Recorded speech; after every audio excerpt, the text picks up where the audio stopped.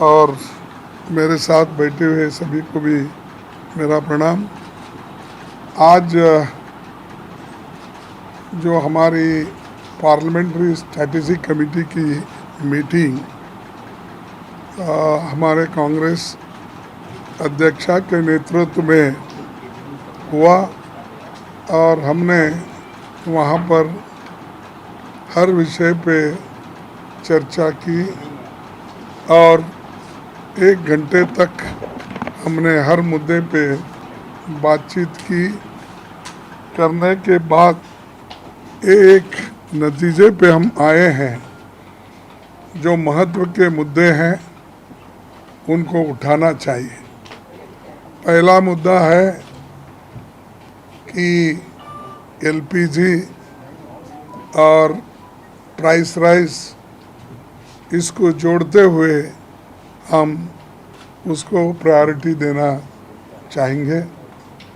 उसके बाद में अग्निपथ स्कीम अब आर्मी रिक्रूटमेंट का है, जो सारे देश में बहुत बड़ा युवकों में एक हंगामा मचा हुआ है और बहुत युवा लोग चिंतित भी है और हम उस सब्जेक्ट को भी वहाँ पर उठाना चाहते हैं।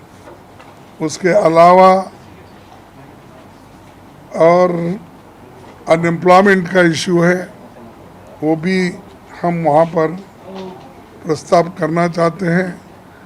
और उसी के साथ साथ ये अटैक ऑन फेडरल स्ट्रक्चर्स, ये हमारे जो संघीय ढांचा है उसको भी वो लोग जो आज ख़राब कर रहे हैं और उस फेडरल स्ट्रक्चर को भी वो ख़त्म करने की कोशिश कर रहे हैं। उस विषय पे भी हम सदन में उस मुद्दे को भी चर्चा में लेना चाहते हैं। उसके बाद में ये फिस्कल क्राइसिस, जो हमारा रुपए का मूल्य घटा है डॉलर के मुकाबले में, और आज दिन ब दिन हमारी आर्थिक परिस्थिति भी कमज़ोर होती जा रही है, इसीलिए उस मुद्दे पे भी हम चर्चा करेंगे। उसके बाद ये माइनॉरिटीज़ पे जो अन्याय हो रहे हैं और हेट स्पीचेस जो चल रहे हैं, उस पे भी हम दोनों सदनों में इस मुद्दे को चर्चा में लाना चाहते हैं। उसके अलावा जो ऑटोनोमस बॉडीज़ हैं उनको कमज़ोर किया जा रहा है, मिसयूज़ किया जा रहा है और बहुत से जगह सरकार खुद उसमें अपना इन्फ्लुएंस यूज़ करके लोगों को, लीडरों को तंग करने का, हरास करने का, सरकारें गिराने का वो काम कर रही है।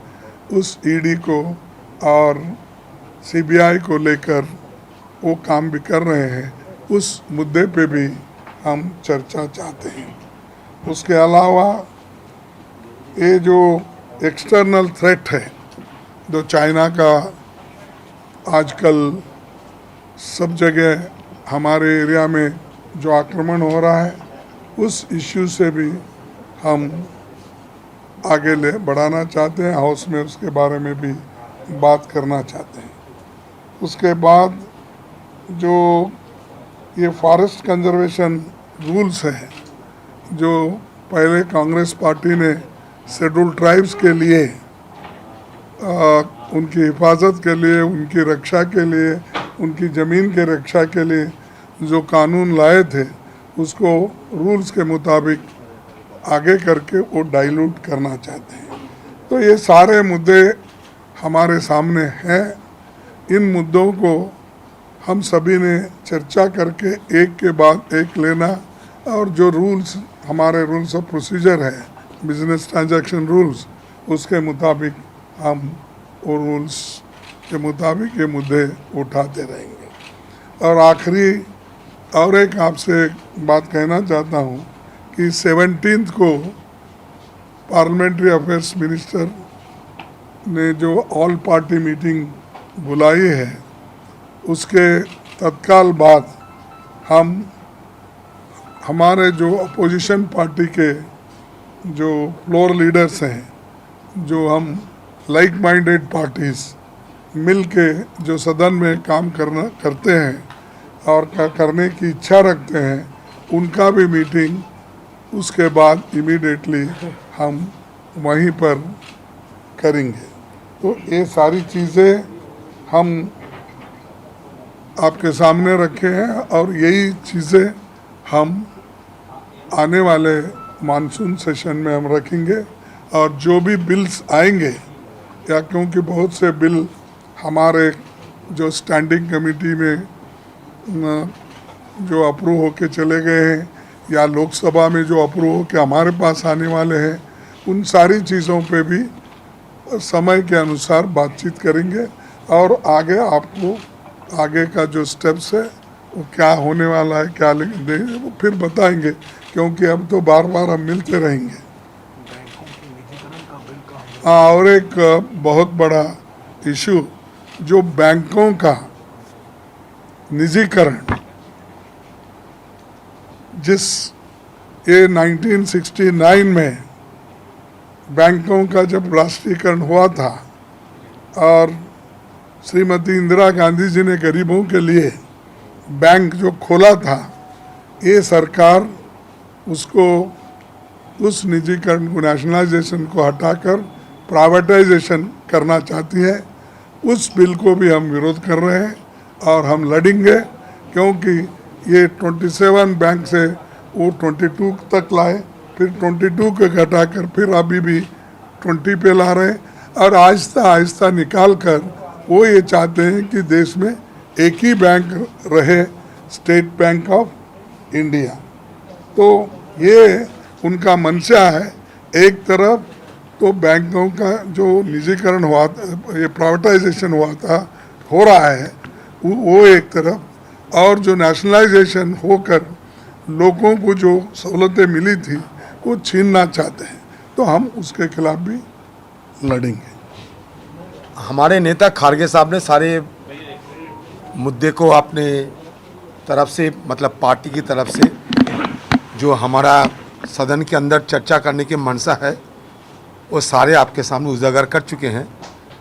नया बात बोलने का कुछ नहीं है। सबसे पहले अभी भी हमें ये जानकारी नहीं है कि सरकार की तरफ से कौन सा विधायक या मुद्दा सदन में चर्चा करने के लिए ला जा रहे हैं। ये हमारे सामने अभी उतना ज़्यादा खुलासा नहीं है। तो सरकार की अपने कितने बिजनेस सदन में लाना चाहता है, उसके ऊपर निर्भर करेगा कि हमारी तरफ से और कौन कौन सा मुद्दा हम उठाने की कोशिश करेंगे, क्योंकि सरकार की बिजनेस और हमारी मुद्दा दोनों मिलके ही सदन चलते हैं। मुद्दा की कोई कमी नहीं है। जब तक हमारे प्रधानमंत्री मोदी जी है तो मुद्दा की कभी कमी नहीं हो सकता। अनेक मुद्दा होने का अभी संभावना है, क्योंकि मोदी जी है तो मुद्दा भी मुमकिन है, एक नहीं अनेक मुद्दा मुमकिन है। तो लेकिन हमारे तकलीफ ये है कि कितने मुद्दा हमारी तरफ से उठाने की सदन के अंदर हमें इजाज़त मिलेगा या नहीं। सबसे ये हमारे सामने अभी सबसे बड़ा चुनौतियां हैं, क्योंकि जिधर से जाइए, पंजाब से लेके नॉर्थ ईस्ट से लेके, कहीं बाढ़, कहीं तनाव, कहीं श्रीलंकन इशू, कभी चाइनीज इशू, सारे हमारे देश में अभी चारों तरफ मुद्दा ही मुद्दा है। चाहे आर्थिक हालात को देखिए, आर्थिक हालात सिकुड़ते जा रहे हैं, और सबसे खास हमारे सांप्रदायिक तनाव, सोशल टेंशन, वो भी बढ़ते जा रहे हैं। ये देश के लिए बड़ा हानिकारी होगा। एक तरफ मतलब सर से, मतलब तन से सर जुदा करने की, और साथ साथ मुसलमान समाज को ख़त्म करने की, ये दोनों तरफ से ये जो नज़ारा हमारे देश के सामने आज आ रहे हैं, ये हम सब चिंतित है। क्योंकि हिंदुस्तान एक बड़ा देश है। ये देश को और सशक्त करने के लिए, सोशल स्टेबिलिटी चाहिए, समाज में शांति के माहौल कायम होना चाहिए। इसके लिए सदन के अंदर भी हम सरकार से ये बात रखने के लिए मांग करूंगा कि सरकार इसमें क्या सोच रही है। एक तो कॉम्युनलाइजेशन ऑफ सोसाइटी हो रहे हैं, हमारे आर्थिक हालात बिगड़ते जा रहे हैं, रोज़मर्रा चीज़ों की जो दाम होता है काफ़ी उसका इजाफा हो रहे हैं, तो हम किधर जाएंगे। अंदर बाहर चारों तरफ हमारी ये जो तकलीफ ये बढ़ते जा रहे हैं। तो देखते हैं, हम चाहते हैं कि सदन सही ढंग से चले, सदन में ज़्यादा से ज़्यादा कामकाज हो, और ये कामकाज में हम भी शिरकत लेना चाहते हैं। जितना सदन के अंदर हमें मौका मिलना चाहिए, जैसे कि हमारे 0 आवर है, क्वेश्चन आवर है, कॉलिंग अटेंशन है, प्राइवेट मेंबर है, जो है आप सब जानते हैं, सदन में आप लोगों को ज़्यादा जानकारी भी है। ये सारे जो हमारे उपाय है, हमारे पास जो जितना औज़र है, सबको हम इस्तेमाल करते हुए हमारा आम लोगों की बात रखने का कोशिश करूँगा।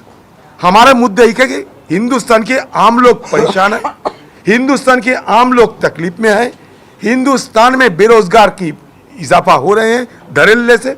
तो लोगों की तकलीफ उठाना और ये तकलीफ को सुलझाने के लिए सरकार की क्या राय है, ये सरकार की राय मालूमात करना, ये सदन में हमारा काम बनता है, फर्ज बनता है। वो काम हम करते रहेंगे, वो भी हम शांतिपूर्ण ढंग से करना चाहते हैं। सदन ढंग से चले, सारे चर्चा हो, हमारे भी बात रखने का मौका दिया जाए, सरकार भी अपने बात रखे, ये हम चाहते हैं। सबसे पहले आप सभी का स्वागत करता हूं।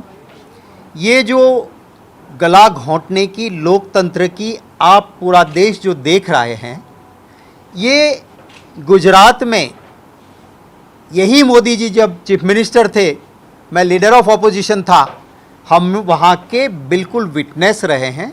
इसी तरह से लोकतंत्र का गला घोंटा जाता था। आज जो गुजरात जहाँ से first speaker of Lok Sabha Mavalankar ji आते थे, उस मावलंकर जी ने खुद अपने पैसे दिए और उसके बाद हर सरकार फंड देती थी, और मावलंकर ब्यूरो चलता था विधायकों मंत्रियों की ट्रेनिंग का।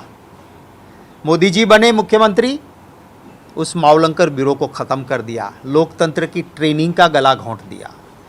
और आज आप देखें तो आंदोलन करना वो संवैधानिक अधिकार है, फिर भी वहाँ पे वो आंदोलनजीवी वर्ड ला के लोगों को मजाक बना रहे थे। लोकतंत्र में जुमला देना वो जायज़ नहीं है। और इस देश के आज के गृह मंत्री ने खुद किया कि चुनाव के वक्त हम कहते हैं ना, वो करना थोड़ा ही होता है, वो तो जुमले होते हैं। वो बात हम उनको सुनाते हैं। आज आप आज़ादी आने से आज तक में किसी भी असेंबली ने या लोकसभा या राज्यसभा के हमारे जो अनपार्लियामेंट्री वर्ड्स में जुमलेजीवी, जुमलेबाज, वो कभी भी अनपार्लियामेंट्री नहीं हुआ है। भ्रष्ट कभी भी अनपार्लियामेंट्री नहीं हुआ है। आप झूठ बोल रहे हो, आप नौटंकी कर रहे हो बार बार। जब यही लोग ऑपोजिशन में थे, भारतीय जनता पार्टी कांग्रेस की सरकार थी, ये सारे लफ्ज़ हमारे खिलाफ यूज़ होते थे। तब देश की पार्लियामेंट्री प्रोसीजर या संसदीय लफ्ज़ में अनपार्लियामेंट्री वर्ड में ये कोई लफ्ज़ नहीं लगता था इनको।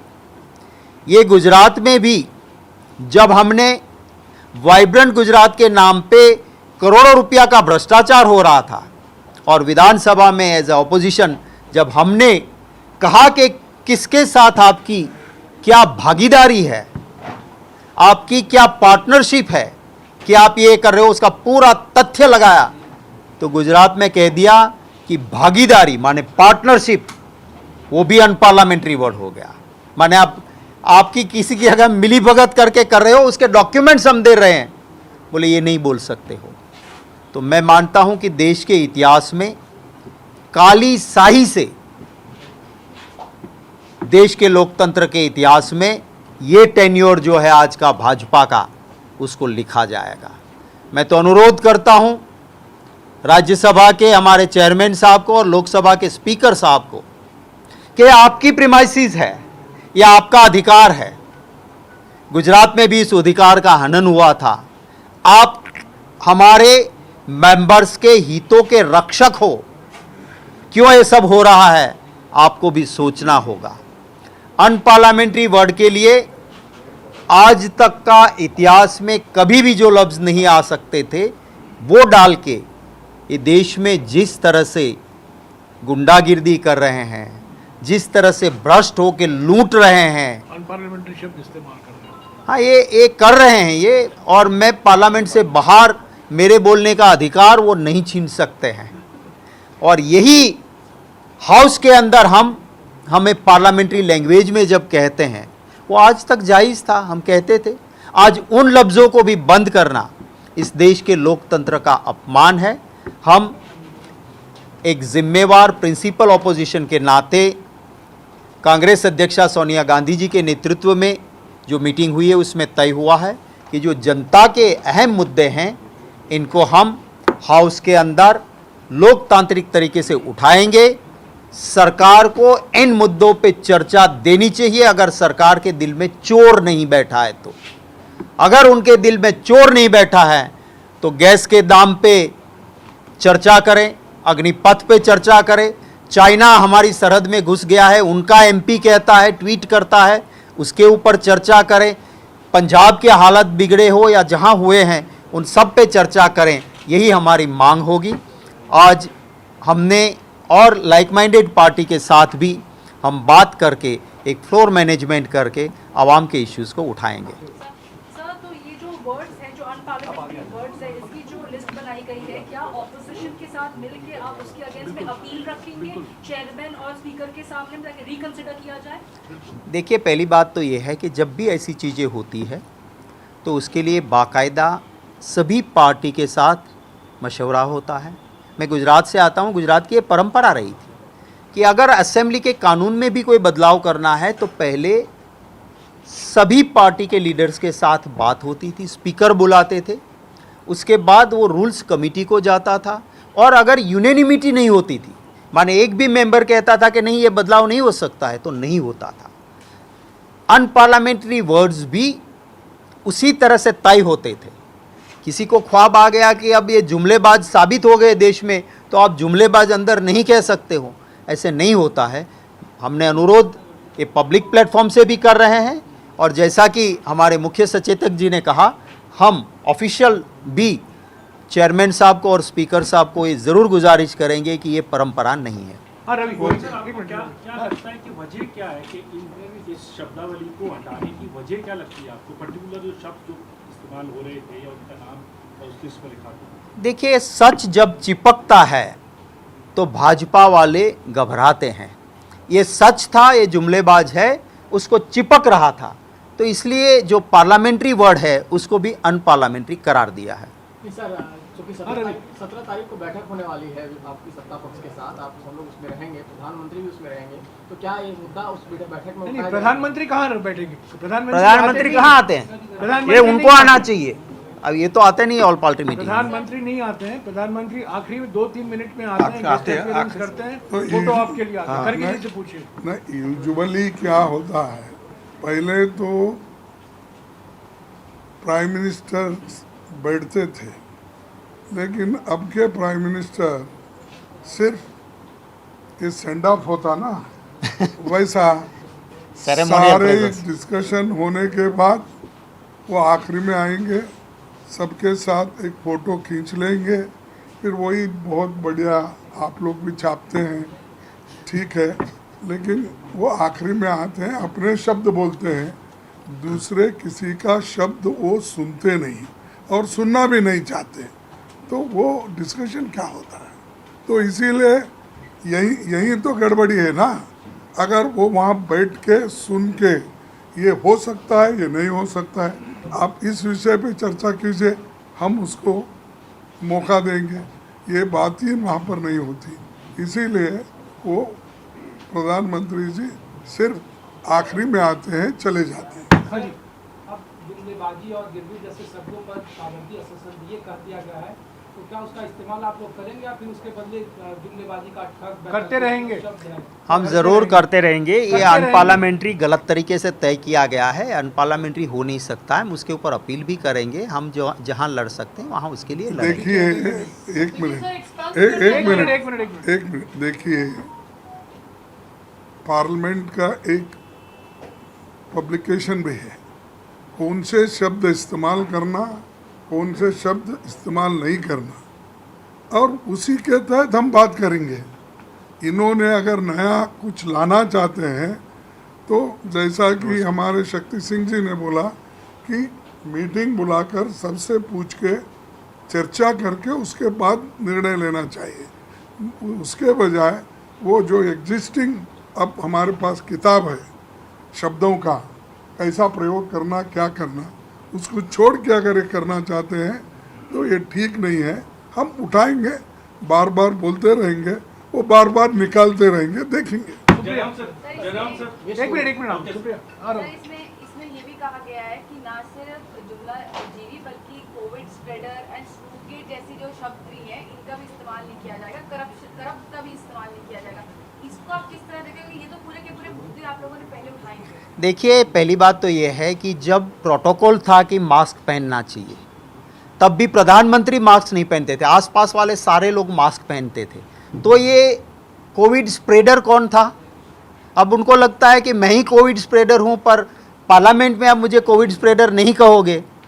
तो ये सारे वर्ड्स जो लगाए गए हैं वो इनको चिपक रहे थे, उन्हीं के लिए थे। तो उन्होंने ये किया है, मैं ही चोर, मैं ही पुलिस, मैं ही कोतवाल, ऐसा चलाना चाहते हैं।